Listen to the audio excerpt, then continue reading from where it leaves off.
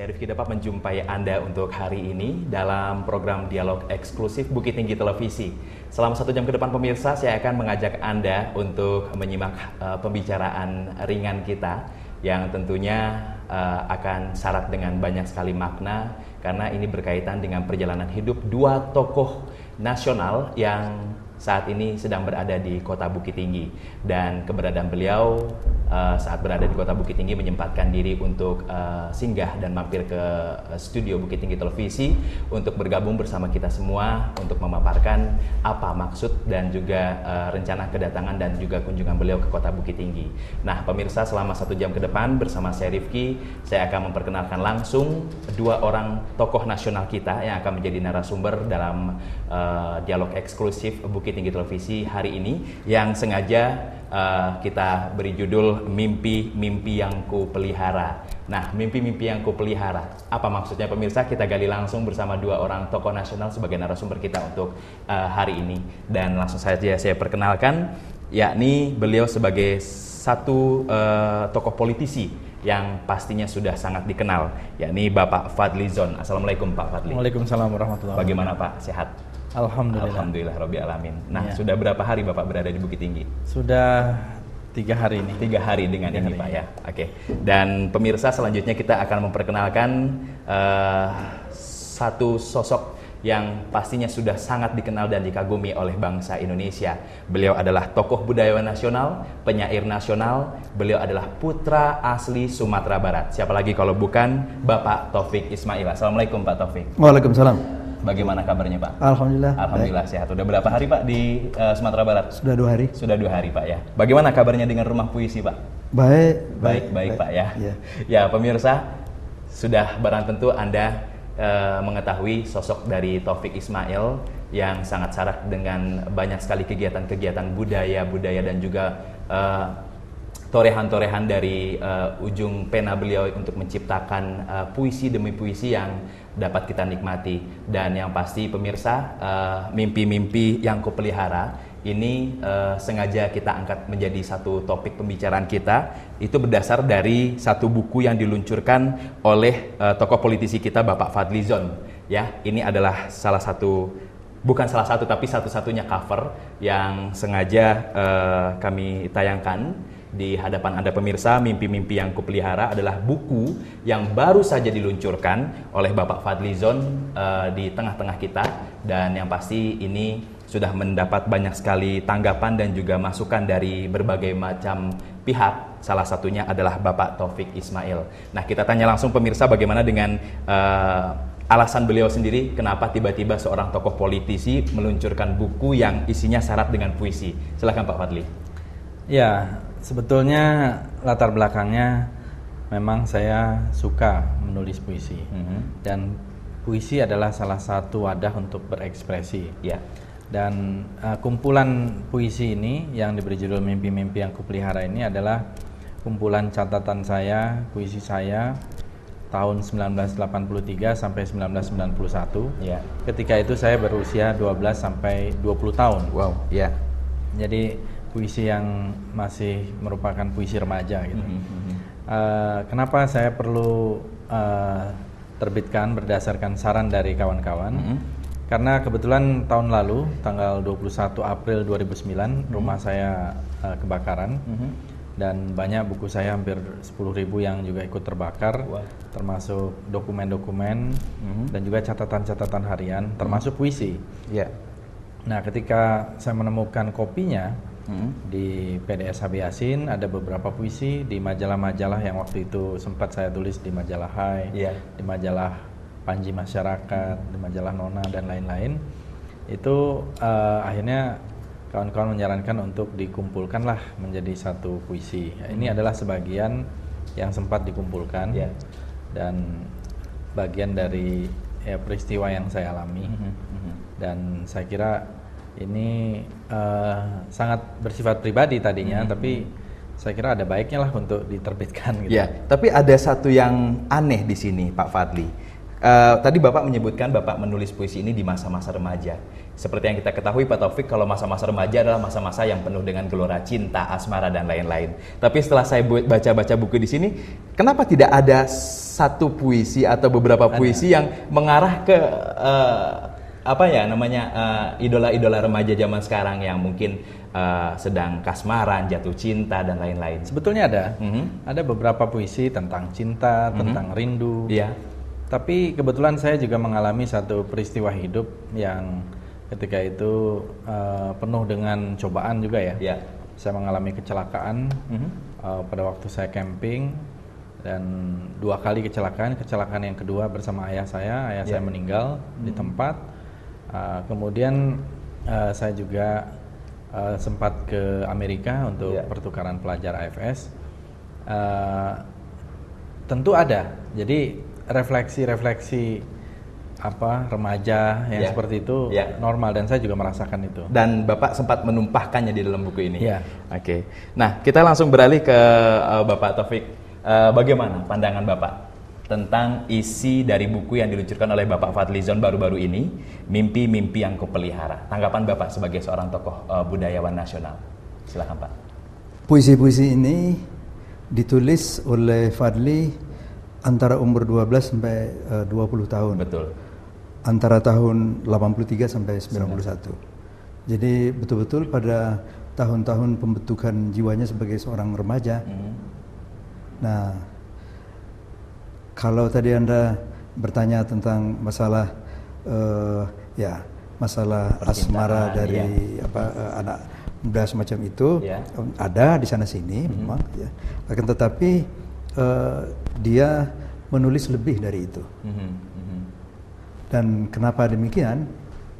Saya mengambil kesimpulan begini, karena dia suka membaca.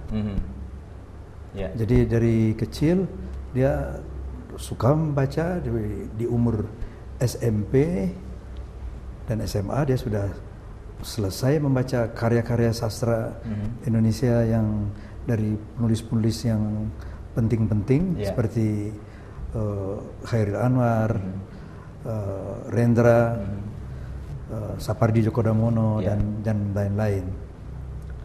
Dan di samping itu juga karya-karya yang tentang psikologi, tentang politik, tentang pendidikan, seperti yang ditulis oleh Yuyun Surya Sumantri, Andi Hakim Nasution. Bahkan dia juga membaca Alvin Toffler, The Future Shark. Nah, ini tergambar itu di dalam apa yang dia tuliskan, puisi-puisi itu. Dan kemudian yang lebih seperti yang disebutkan tadi itu, ada 2 titik penting dalam hidup Fadli yang memang merupakan hal yang luar biasa berpengaruh. Pertama-tama adalah dia mendapatkan kecelakaan. Kemudian sesudah mendapatkan kecelakaan itu, dia dibawa oleh ayahnya naik motor untuk pergi berobat, dipijat. Mereka kecelakaan lagi motor, dan kemudian ayahnya meninggal di tempat. Ini merupakan satu shock yang sangat berarti, sangat mendalam bagi seorang anak berumur 15 tahun.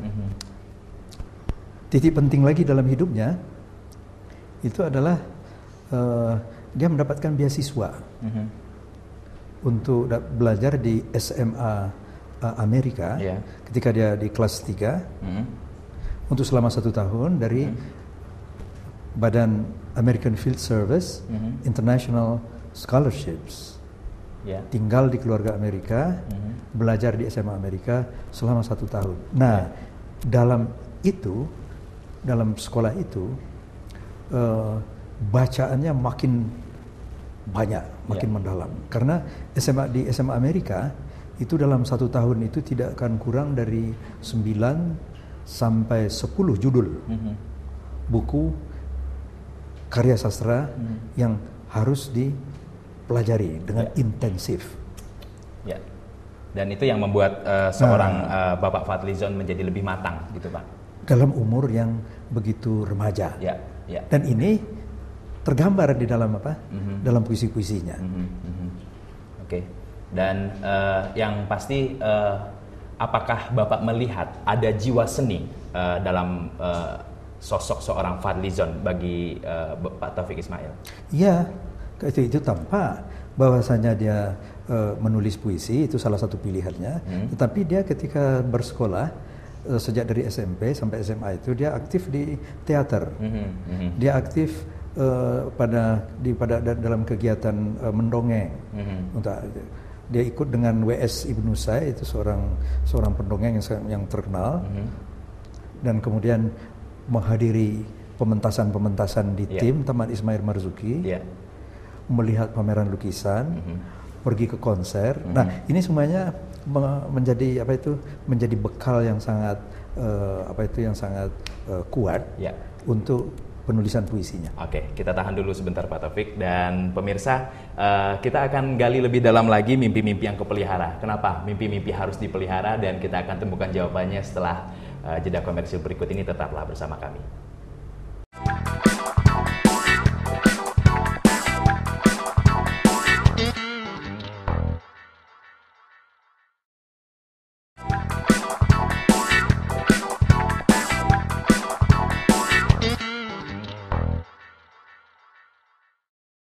Ya pemirsa, kita kembali lagi di dialog eksklusif Bukit Tinggi Televisi dan terima kasih untuk Anda yang masih tetap bersama kami. Dan kita lanjutkan perbincangan kita tentang peluncuran buku dari tokoh politis nasional, yakni Bapak Fadlizon, dengan judul Mimpi-Mimpi yang Kupelihara. Dan kita langsung tanya dengan Bapak Fadlizon.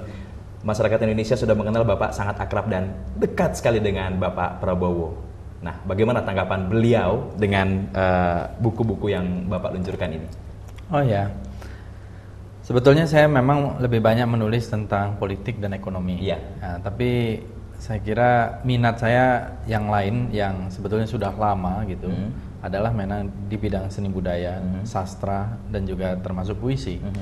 Meskipun tentu saya tidak bercita-cita menjadi penyair seperti Pak Taufik, penyair besar gitu. Saya hanya mencatat peristiwa-peristiwa yang ada di sekitar saya dalam bentuk puisi. Dan saya kira karena puisi itu memadatkan semua dan kita bisa mencurahkan isi hati kita, pandangan-pandangan kita, kemudian juga apa yang kita inginkan. Nah, kalau Pak Prabowo dan juga kawan-kawan yang lain sih, mereka ya tentu senang lah saya membuat buku puisi sesuatu yang lain gitu. Dan bagi saya ini juga saya juga senang sekali bisa mengumpulkan kembali, melakukan recollection dari apa yang pernah saya tulis dan mungkin melihat lagi ke masa lalu gitu sedikit. Nah, saya kembali tanya dengan Pak Taufik, seperti pertanyaan saya tadi, apakah Pak Fadlizon memiliki darah atau jiwa seni untuk menjadi seorang penyair yang menciptakan puisi-puisi seperti itu? Padahal beliau sudah sangat kita kenal dan masyarakat Indonesia sudah mengenal siapa sosok seorang Fadlizon di Indonesia ini, berperan di dunia politik. Nah, apa syarat yang paling mutlak untuk seseorang menjadi seorang penyair, Pak? Pertanyaan itu susah menjawabnya itu. Kalau pada saat ini, nah seperti yang disebutkan sendiri oleh Fadli, jadi dia membuat catatan-catatan kehidupannya itu dalam bentuk puisi. Oh begitu. Kemudian dinyatakannya pula bahwa dia tidak berniat jadi penyair. Nah, itu sebuah pernyataan yang bagus itu ya, betul, yang betul, bagus. Betul. Ya. Nah, bahwasanya nanti dia jadi penyair, nanti belakangan jadi penyair. Nah, siapa tahu memang begitu, gitu. Itu terjadi demikian. Iya. Tapi sekarang dia tidak ancang-ancang jadi penyair. Oh gitu. Tidak. Nah, saya lempar pertanyaan dengan Pak Taufik. Kenapa Bapak memilih jalur menjadi penyair? Kenapa bukan menjadi seorang tokoh politik dan yang lain-lain, misalnya? Maaf. Iya Pak. Karena dengan puisi saya dapat menyatakan diri saya dengan total. Ya. Sebelum Bapak bertemu dengan Ibu, Bapak sudah menjadi seorang penyair? Sudah. Mungkin Ibu jatuh cinta dengan puisi-puisi yang Bapak ciptakan, mungkin seperti itu. Coba nanti tanyakan pada dia. Iya. Ya, pemirsa, mungkin kita kembali kepada Bapak Fadlizon, ya. Pak Fadli, ini adalah hari pertama Bapak meluncurkan buku Mimpi-Mimpi yang Kupelihara di Rumah Puisi yang terletak di Nagari Ayange, Kabupaten Tanah Datar. Hari ini, Pak, ya? Iya. Ya. Dan apa saja kegiatan-kegiatan yang dilakukan tadi di tempat peluncuran buku ini, Pak? Ya, kebetulan juga pada hari ini juga saya berulang tahun gitu ceritanya. Oh, yang selamat ulang tahun. Dan saya tidak pernah merayakan ulang tahun saya. Saya teringat dari dulu Pak Taufik Ismail selalu mengatakan, kalau ulang tahun itu sebaiknya yang kita rayakan adalah ibu kita, yang karena ketika itu bersusah payah melahirkan kita. Wah, luar biasa. Ya. Jadi bukan kitanya, kita kan tidak berbuat apa-apa. Gitu. Iya, betul-betul. Jadi saya juga karena itu jarang sekali memperingati hari lahir saya sendiri. Iya. Kadang-kadang kawan-kawan hanya makan-makan. Nah, ya kali ini karena saya ada trauma kebakaran di rumah saya, karena dokumen-dokumen itu terbakar, catatan-catatan, buku-buku juga, maka saya kira saya kumpulkan lah, mungkin setelah jadi buku tidak bisa lagi dibakar, tidak bisa lagi terbakar gitu. Ini yang apa? Nah, oleh karena itu tadi ya acaranya sederhana sekali, dan saya kira acara di Rumah Puisi itu suasananya sangat akrab, banyak kawan-kawan yang hadir, tidak hanya dari kalangan penyair, ada juga dari kalangan politisi, ada dari HKTI, dari kalangan penyair di Sumatera Barat, ada Pak Wisran Hadi, ada Pak Rusli, Yud Fitra, dan kawan-kawan yang lain. Kemudian ada Ketua KPU Pak Marzul Ferry, ada ya, dan kawan-kawan saya yang lain gitu ya. Ada Ketua HKTI juga Pak Ferry Arlius datang. Jadi kita bersilaturahmi sebetulnya, dan kemudian diisi pula dengan sambutan tuan rumah Pak Taufik. Saya juga menceritakan sedikit latar belakang kenapa meluncurkan buku ini. Dan setelah itu buku diluncurkan, diberikan kepada sejumlah orang secara simbolik, dan dibacakanlah beberapa puisi di sini oleh mungkin sekitar 7-8 orang itu. Ya, luar biasa. Dan sekali lagi saya dan juga atas nama seluruh rekan-rekan di Bukit Tinggi Televisi mengucapkan selamat ulang tahun untuk Pak Fadli. Terima kasih. Dan kabar-kabarnya nih Pak, kabar-kabarnya. Selain rumah puisi yang didirikan oleh Bapak Taufik Ismail, Bapak juga mendirikan sebuah rumah di samping rumah puisi tersebut, namanya Rumah Budaya. Nah, alasan Bapak untuk mendirikan rumah di samping rumahnya Pak Taufik ini apa nih Pak? Ya, karena begini. Tunggu Pak, saya potong. Apakah Pak Taufik Ismail ini merupakan satu tokoh panutan bagi Bapak? Apakah beliau ini menjadi tokoh idola buat Bapak? Betul. Ya. Terus terang saya sudah buat lebih dulu perpustakaan di Jakarta. Perpustakaan itu menampung sekitar 40.000 buku, kebanyakan buku-buku tua. Selain buku-buku tua tentang Indonesia, juga naskah-naskah tua, serat-serat ya, serat ulang reh, ada serat lokapala dan lain-lain dalam tulisan tangan aslinya. Kemudian koran-koran dari tahun 1800-an, ada koin, ada uang kertas, ada lukisan, patung, dan sebagainya.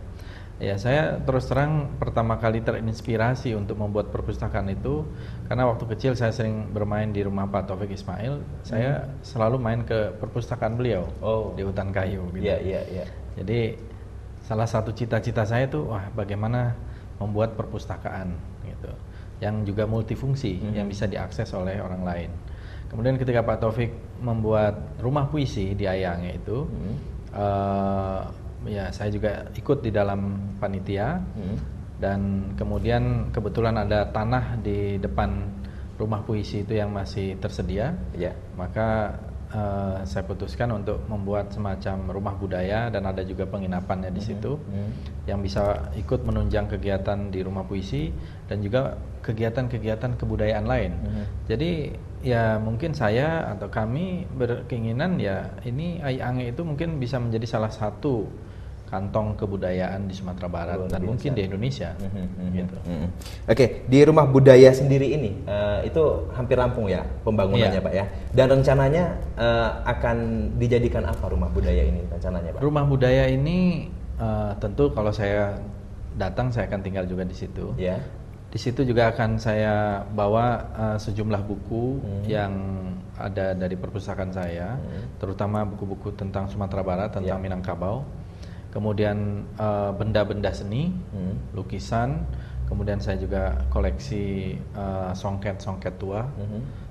Kemudian di situ juga ada ruang pertemuan yang bisa menjadi kegiatan untuk kebudayaan, tapi juga bisa untuk kegiatan seperti rapat, konferensi, atau seminar, bisa menampung sekitar 200-250 orang. Gitu. Dan juga ada penginapan yang konsepnya adalah cottage. Nah, penginapan itu ada sekitar 22 kamar.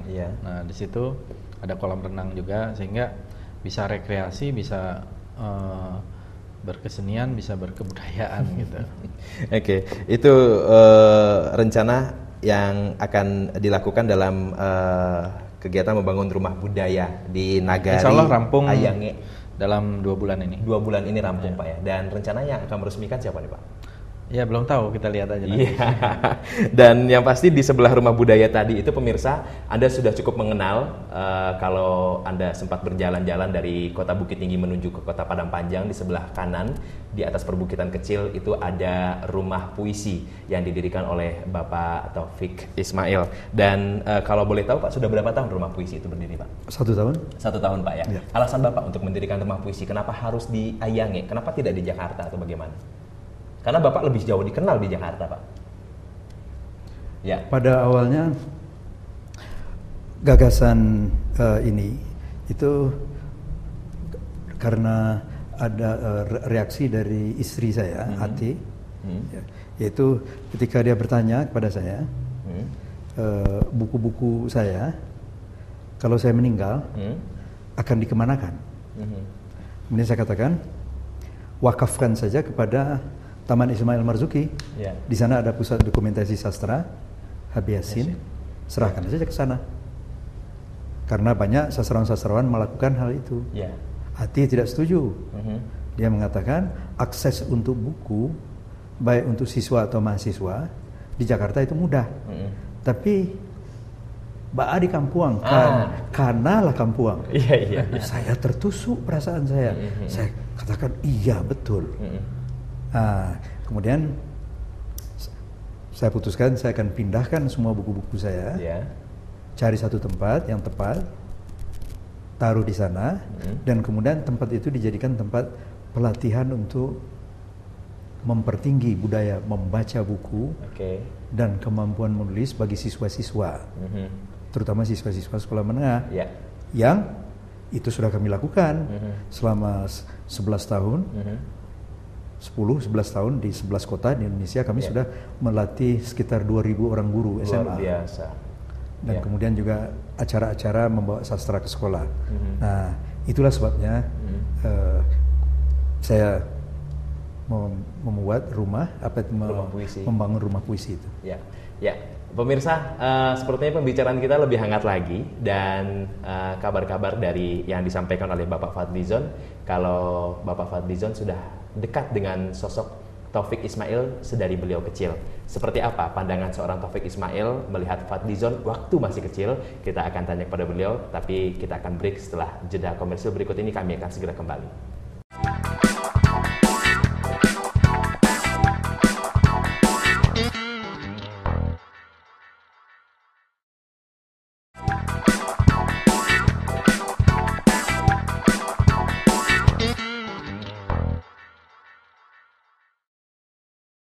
Ya pemirsa, kita kembali lagi di dialog eksklusif Bukit Tinggi Televisi dan terima kasih untuk Anda yang masih tetap bersama kami.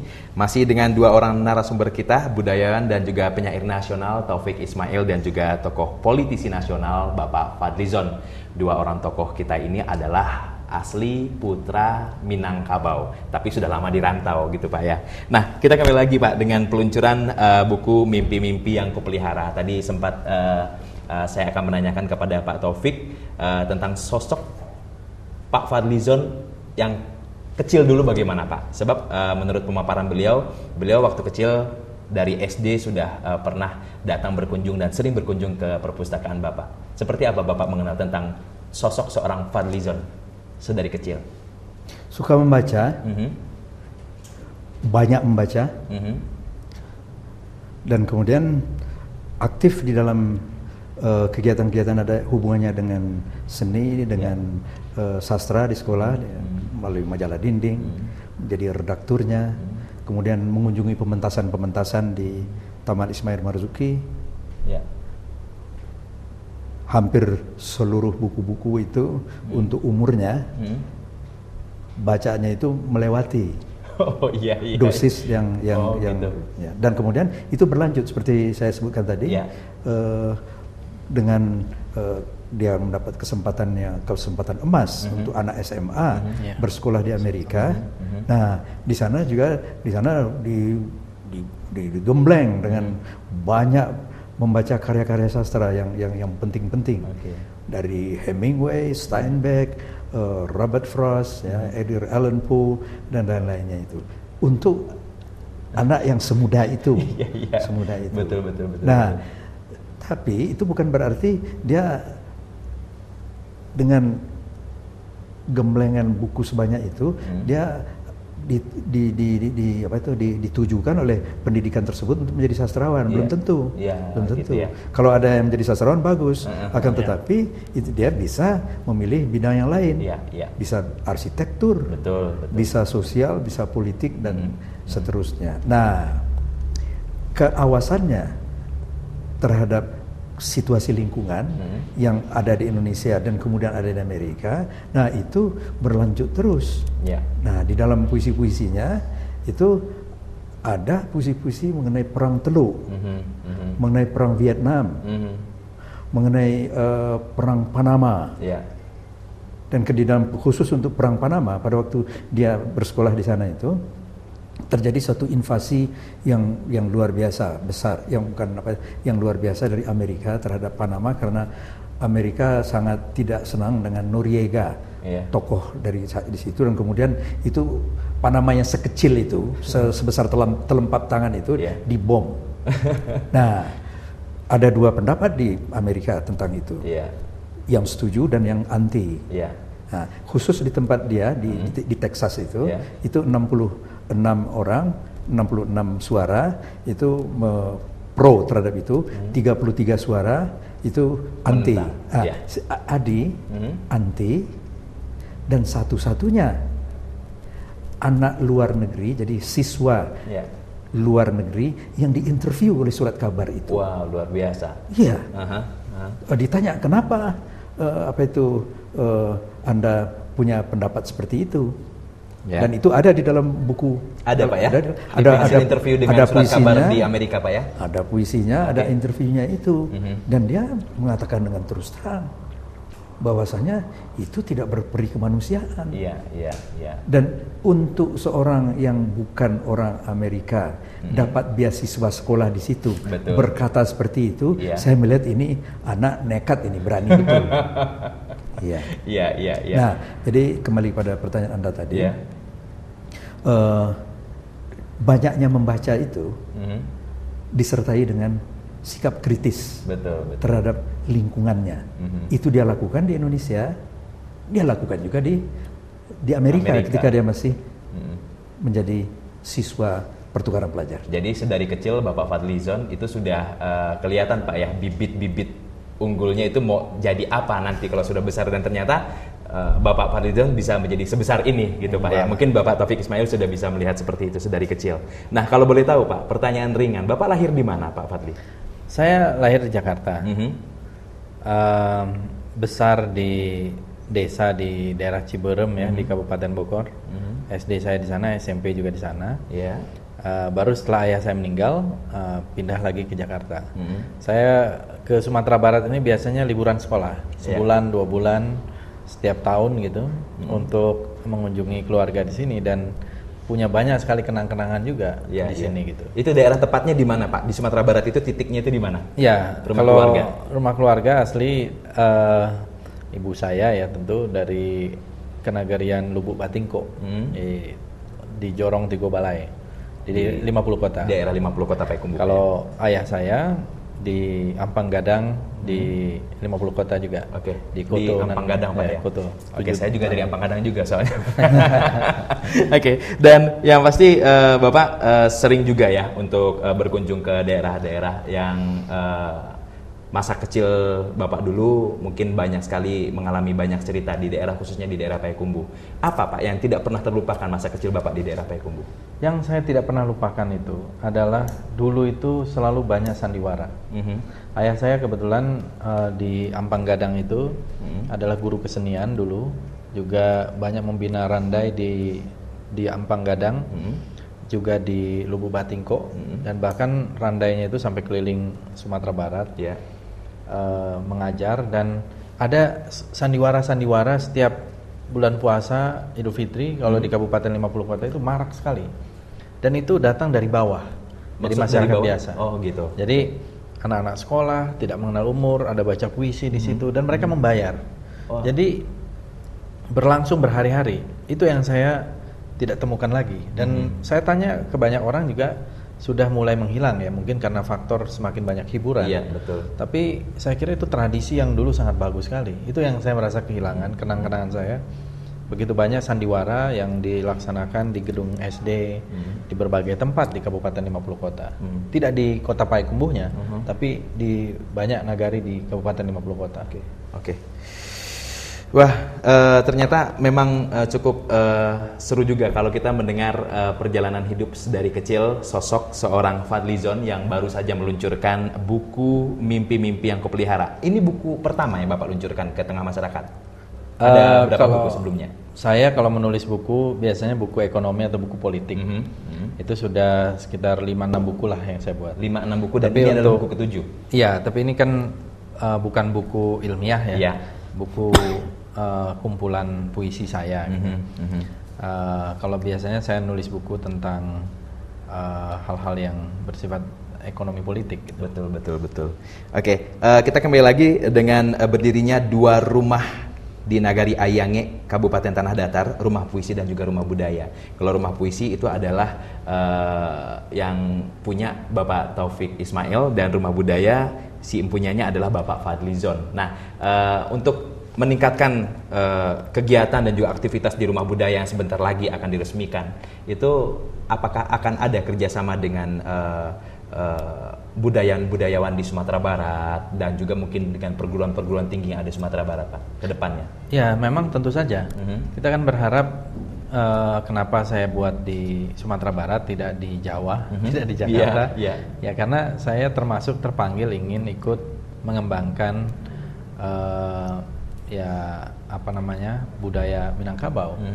Dan di situ saya juga ingin ya satu hari menerbitkan buku-buku, mungkin karya-karya mahasiswa S1, S2, S3 penelitian yang menyangkut budaya Minangkabau, yang menyangkut sejarah Minangkabau. Rumah budaya akan dengan senang hati akan menerbitkan karya-karya yang baik gitu. Dan tentu saja bekerja sama dengan perguruan-perguruan tinggi, sanggar-sanggar, seniman budayawan. Bahkan saya juga punya cita-cita mari membuat akan mengundang insya Allah dalam beberapa bulan ke depan pelukis seperti pelukis Hardi, melukis bersama-sama dengan pelukis Sumatera Barat yang lain gitu. Itu di situ misalnya 20 orang melukis bersama gitu. Jadi kita ingin ada kegiatan-kegiatan. Kalau rumah puisi kegiatannya sudah hidup. Dari sejak setahun yang lalu banyak sekali kunjungan-kunjungan hampir setiap hari. Kemudian juga sanggar-sanggarnya juga sudah hidup gitu.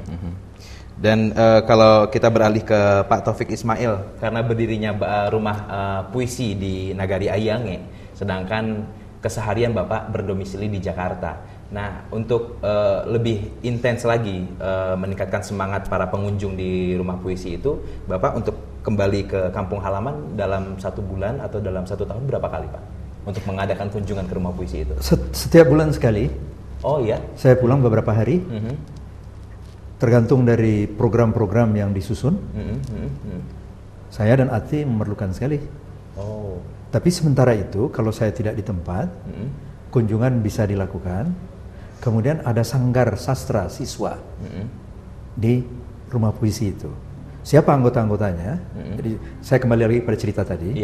Jadi sesudah kegiatan kami yang ke 260 SMA di 120 kota selama 11 tahun.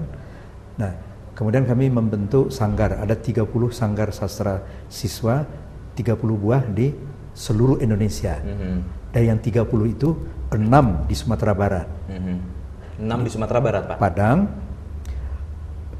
Bukit Tinggi, Padang Panjang, Baso, Solo, Payakumbuh, Batu Sangkar. Nah, itu sebelum rumah puisi berdiri. Sebelum rumah puisi berdiri. Begitu rumah puisi berdiri, sanggar-sanggar yang 6 ini berdatangan ya. Tentu saja ya. Iya pasti. Nah, kemudian kami pun saya pun membentuk sanggar sastra siswa yang ada di rumah puisi itu. Yang terdiri dari sekolah-sekolah sekitar radius 3-4 kilometer di sekitar di sekitar rumah puisi. Ada misalnya MAN Koto Baru, kemudian ada SMA yang di sekitar itu, kemudian ada sekolah Nurul Ikhlas. Nah, itu menjadi anggota. Mereka sekali sejumat pada jam 2 sampai jam 4 sore itu ada sanggar, dibimbing oleh 2 orang instruktur. Instrukturnya adalah guru Ibu Lili dari SMA 4 Bukit Tinggi dan Saudara Subhan yang adalah seorang wartawan yang mengurus itu. Jadi rumah puisi itu hidup. Betul. Kegiatan hidup. Nah, sekali sebulan kami datang beberapa hari untuk beberapa macam kegiatan. Misalnya salah satu pemirsa atau beberapa orang pemirsa yang akan berminat untuk menjadi anggota di rumah puisi, apa persyaratannya? Tidak usah jadi anggota, datang saja. Datang saja, Pak, ya? Datang saja. Dan apakah banyak yang bertanya, apakah datang ke situ ya dalam arti kata gratis, tidak membayar apa-apa atau bagaimana, Pak? Oh iya, jadi tidak ada dikenakan pembayaran apa-apa. Tidak ada dikenakan pembayaran apa-apa. Tidak ada. Luar biasa sekali. Tidak luar biasa, biasa saja. Ya, kalau menurut saya itu sangat luar biasa, Pak. Sangat luar biasa. Ya, saya bergurau. Jadi mereka dapat melihat di situ perpustakaan itu. Perpustakaan tidak dipinjamkan keluar di dalam arti dibawa pulang ke rumah, tapi bisa dibaca di tempat.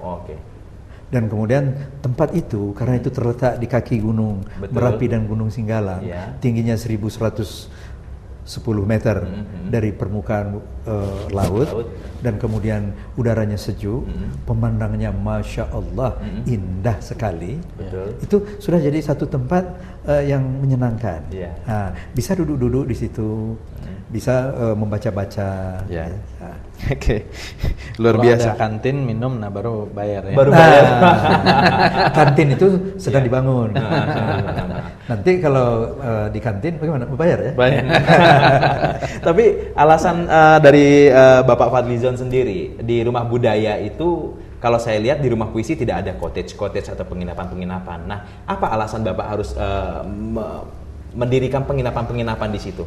Jadi begini, banyak orang yang ingin datang ke rumah puisi itu kan juga datang dari tempat-tempat yang jauh. Betul sekali. Dan di situ tidak ada penginapan yang memang bisa untuk dipakai umum. Nah, itulah alasan pertama waktu itu saya ikut membangun cottage di situ.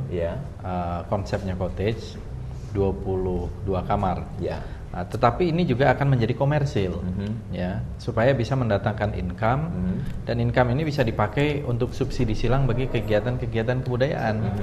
Karena tentu tidak selamanya kita bisa membiayai, Pak Taufik Ismail juga demikian. Pasti perlu ada biaya dana yang didapatkan. Jadi selain berfungsi sebagai rumah budaya, rumah budaya itu untuk kebudayaan, saya kira tentu tidak komersil, tapi untuk pariwisata itu harus komersil, sehingga bisa mendatangkan turis dari luar-luar kota, mungkin mungkin dari Riau, dari Malaysia mungkin, dari Jakarta atau dari tempat-tempat lain, supaya mereka juga bisa menikmati keindahan alam antara Gunung Singgalang dan Merapi, gitu, dengan udara yang cukup sejuk. Gitu. Oke, Bapak berdua jauh-jauh dari Jakarta untuk memperkaya hasanah budaya dan juga seni di kampung halaman. Jauh-jauh dari Jakarta untuk melakukan dan berbuat untuk kampung halaman. Bagaimana? Saya tanya ke Pak Taufik dulu, reaksi dari pemerintah setempat dengan niat baik Bapak untuk kampung halaman. Bagus sekali, bagus sekali. Ya, Bapak tidak ada keluhan sedikit pun tentang reaksi dari pemerintah setempat. Reaksi baik sekali. Ya. Bahkan ada yang mengatakan malu kami, mestinya kami yang membuat itu. Ya. Nah, tapi Pak Taufik datang dari rantau membuat hal ini, kami sokong sepenuhnya dan saya merasa bergembira. Ya, dan Bapak merasa selalu dibantu. Tidak pernah Bapak mengalami kesulitan apapun untuk pengurusan izin dan yang lain-lainnya sampai rumah puisi itu berdiri. Tidak ada izin, ya. Kenapa saya harus minta izin? Oh tidak Pak ya, salah satunya mendirikan izin bangunan juga tidak Pak ya? Ya pasti. Bukan mendirikan rumah puisi, bukan. Mendirikan bangunan. Mendirikan bangunan. Kalau itu harus ada izin. Oke, kalau untuk Pak Fadli sendiri, untuk mendirikan rumah budaya, bagaimana reaksi dari pemerintah setempat yang Bapak rasakan?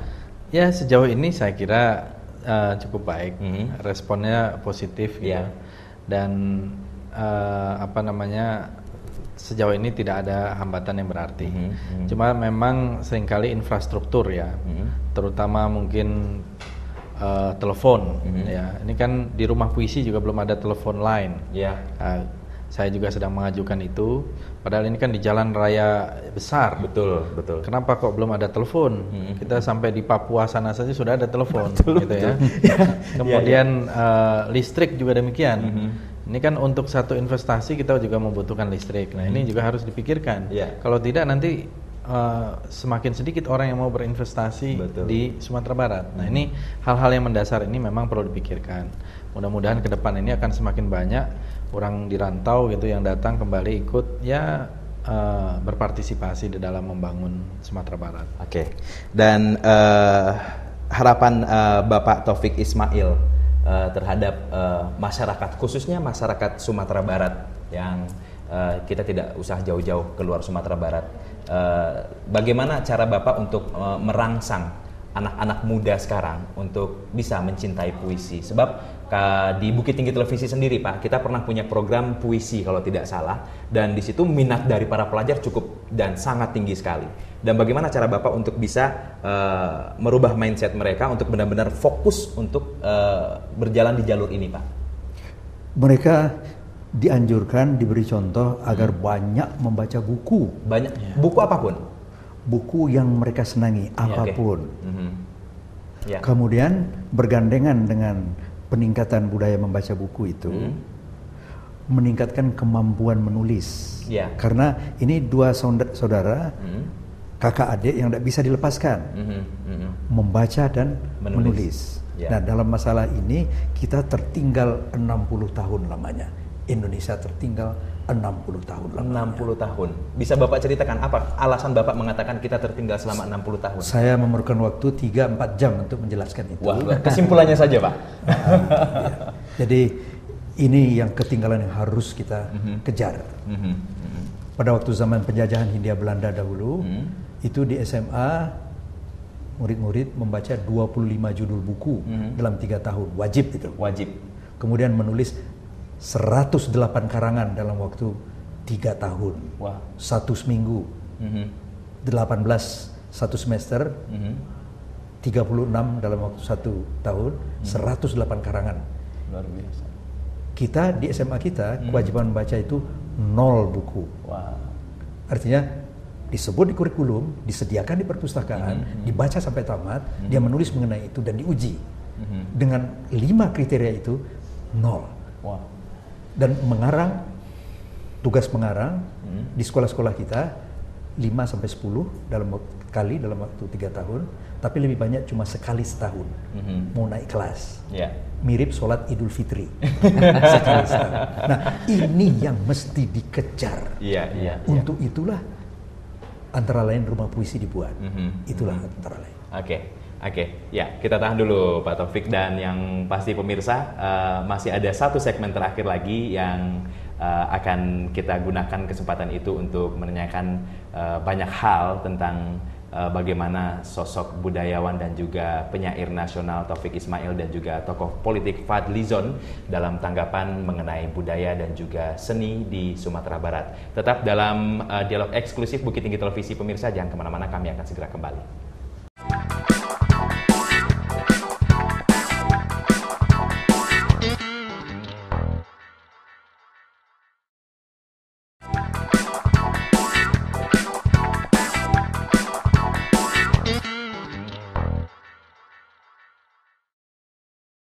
Kita kembali lagi dalam dialog eksklusif Bukit Tinggi Televisi, dan saat ini kita sudah berada di segmen terakhir. Nah, di menit-menit terakhir ini pemirsa, sebelum kita berpisah, saya akan menanyakan satu ungkapan yang sudah disampaikan oleh seorang tokoh budayawan nasional. Biasanya pemirsa, apa yang keluar dari mulut seorang budayawan nasional, apalagi seorang penyair yang sudah begitu dikenal karya-karyanya, yakni Bapak Taufik Ismail, itu pasti syarat dan penuh dengan makna. Beliau menyatakan ketika Bapak Fadlizon merayakan hari ulang tahun yang hari ini jatuhnya, mengatakan kalau kita sedang berulang tahun itu semestinya bukan kita yang merayakan, tapi justru kita merayakan bagaimana pengorbanan dari ibu kita. Nah, penuturan yang sangat mulia kalau menurut saya dari seorang Taufik Ismail, dan apa alasan beliau untuk bisa memaparkan hal yang seperti itu? Silakan Pak Taufik, apa alasan Bapak mengatakan kalau setiap kita ulang tahun sepertinya kita seharusnya kita mengingat ibu kita? Karena pada waktu kita hari ulang tahun itu, kalau kita berumur 16, jadi 16 tahun yang lalu, kalau kita berumur 20 tahun yang lalu, apa yang terjadi? Yang terjadi pada waktu itu ibu melahirkan kita. Betul. Dan dia melahirkan itu dengan susah payah. Sesudah 9 bulan, itu membesarkan bayi di dalam kandungan, dan kemudian lahir berdarah-darah, beresiko. Betul. Dan pada waktu sebelum antibiotika ditemukan, itu kemungkinan besar dia akan meninggal dunia. Betul, betul. Nah, kemudian lahirlah bayi ini dengan selamat. Tapi ada juga yang tidak selamat, artinya misalnya dia sungsang, dia terbalik, dan kemudian harus dioperasi, berdarah-darah, dan itu seluruh keluarga cemas. Nah, si anak ini sesudah 16 tahun kemudian, 20 tahun kemudian, pada hari ulang tahunnya itu, dia diminta diberi hadiah. Dia seharusnya berterima kasih kepada ibunya. Betul. Pada hari ulang tahun itu. 3 kali dia berterima kasih kepada ibunya. 1 kali kepada ayahnya. Betul. Tapi kita dipengaruhi, kita tertelungkup, dicengkeram oleh budaya Belanda, budaya Amerika. Pada hari ulang tahun kita harus dikasih kado. Ini tidak masuk akal. Betul. Seharusnya kita memberikan kado kepada ibu. Kita harus memberikan kado kepada. Nah, ini kalau Fadli di keluarganya tidak ada tradisi itu. Itu bagus sekali. Ya, saya pun tidak melakukan itu. Anak saya juga tidak melakukan itu. Termasuk cucu-cucu Bapak juga tidak melakukan itu, Pak? Mudah-mudahan tidak. Dia masih kecil-kecil sekali. Tapi anak saya memberi hadiah kepada ibunya. Wah, luar biasa. Pada waktu hari ulang tahunnya. Dan kemudian saya tulis sebuah puisi mengenai itu. Dan kemana-mana saya kalau diundang oleh gelanggang remaja, anak-anak remaja, mahasiswa, kelompok ibu-ibu, saya sampaikan ini. Dan juga di samping tidak masuk akal minta hadiah itu, ada lagi satu hal yang juga dari budaya Barat dan Amerika dan Belanda. Itu apa itu?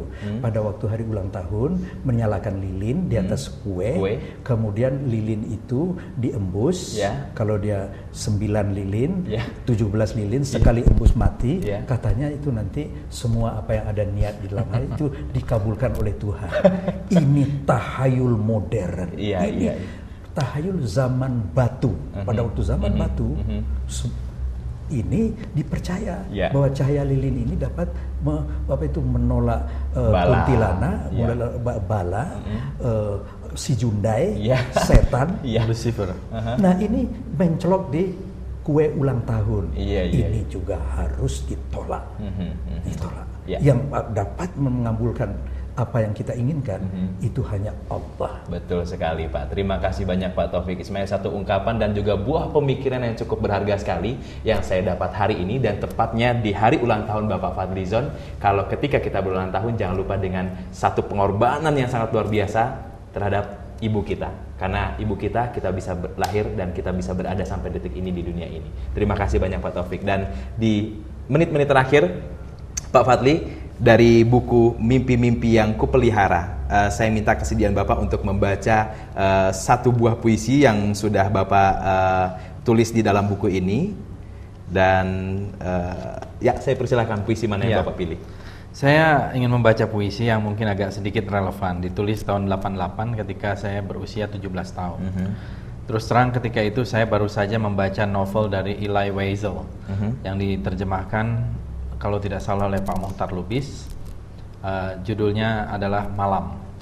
Itu adalah satu novel yang menceritakan tentang bagaimana perjalanan seorang Yahudi yang kemudian bisa meloloskan diri dari kamp konsentrasi di Auschwitz, dan mereka ketika itu diperlakukan secara tidak manusiawi oleh tentara Jerman. Tetapi kemudian setelah saya membaca itu, saya teringat, kenapa kok sekarang Israel betul-betul melakukan hal yang sama dengan apa yang dialaminya dulu. Nah, kemudian saya tulislah puisi yang berjudul Buat Israel. Dan kebetulan beberapa hari ini kita lihat termasuk ada dua kawan saya yang berada di kapal itu yang diserang oleh Israel, dan sampai sekarang belum ketahuan nasibnya. Buat Israel.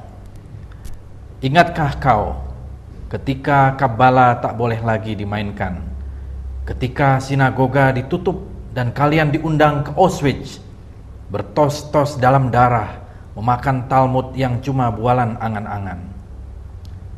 Ingatkah kau ketika emas tak berarti apa-apa, ketimbang semangkuk sup atau sekerat roti sisa, ketika dulu teriak tentang kemanusiaan atas kebiadaban tentara Jerman, ketika kau berjalan sepanjang malam, malam larut pekat.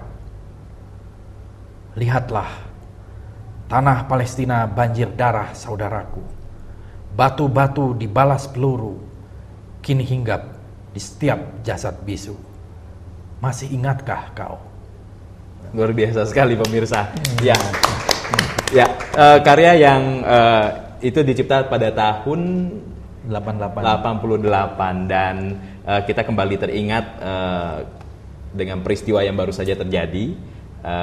Baru 2 hari ini terjadi penembakan di sebuah kapal di Israel, Pak ya. Tentara Israel yang melakukan penembakan tersebut. Harapan Bapak dengan adanya 2 orang teman atau sahabat dekat Bapak di kapal tersebut, apa yang Bapak harapkan? Mudah-mudahan ada kawan saya Zikrullah Pramudia dan Santi Sukanto yang ikut membawa bantuan bagi masyarakat Palestina yang sedianya akan dibawa ke jalur Gaza. Mudah-mudahan mereka berdua bisa selamat. Amin, mudah-mudahan. Dan tidak menjadi korban yang kita harapkan, tidak kita inginkan. Dan itu warga negara Indonesia, Pak ya? Warga negara Indonesia, dua-duanya adalah wartawan, sahabat baik, dan sebetulnya sedang tinggal di Syria. Ya, itu. Ya, mudah-mudahan nyawa dan juga keselamatan dari beliau berdua akan selalu dilindungi oleh Allah Subhanahu wa taala. Amin. Seperti itu. Dan pemirsa, sepertinya waktu kita sudah habis untuk bersama 2 tokoh nasional, dan satu kesempatan yang cukup berharga bagi saya pribadi, saya bisa bertemu dengan 2 orang yang besar, namanya cukup dikenal di Indonesia, Bapak Taufik Ismail dan juga Bapak Fadlizon. Dan kesempatan ini juga saya manfaatkan untuk banyak bertanya. Salah satunya adalah mengenai peluncuran buku Mimpi-Mimpi yang Kupelihara. Terima kasih untuk Pak Taufik atas kehadirannya, Pak, dan mudah-mudahan kegiatan demi kegiatan yang Bapak lakukan untuk Sumatera Barat akan menjadi amal baik dan juga ladang amal bagi Bapak dan juga keluarga. Amin. Dan juga begitu juga untuk Pak Fadlizon, terima kasih atas kesempatannya. Terima kasih juga atas nama seluruh masyarakat Sumatera Barat, mungkin saya mewakili. Terima kasih juga atas kerelaan Bapak untuk memberikan satu perhatian penuh terhadap budaya di Sumatera Barat, dan mudah-mudahan berdirinya rumah budaya nanti akan berjalan dengan lancar dan dapat dimanfaatkan untuk meningkatkan nilai budaya di Sumatera Barat. Saya tunggu undangannya, Pak. SMS juga boleh. Ya pemirsa, demikian kebersamaan kita dalam dialog eksklusif untuk edisi hari ini. Saya atas nama kerabat kerja dan juga kru yang bertugas mengucapkan terima kasih atas perhatian dan kebersamaan Anda. Terima kasih. Terima kasih banyak, Pak. Terima kasih.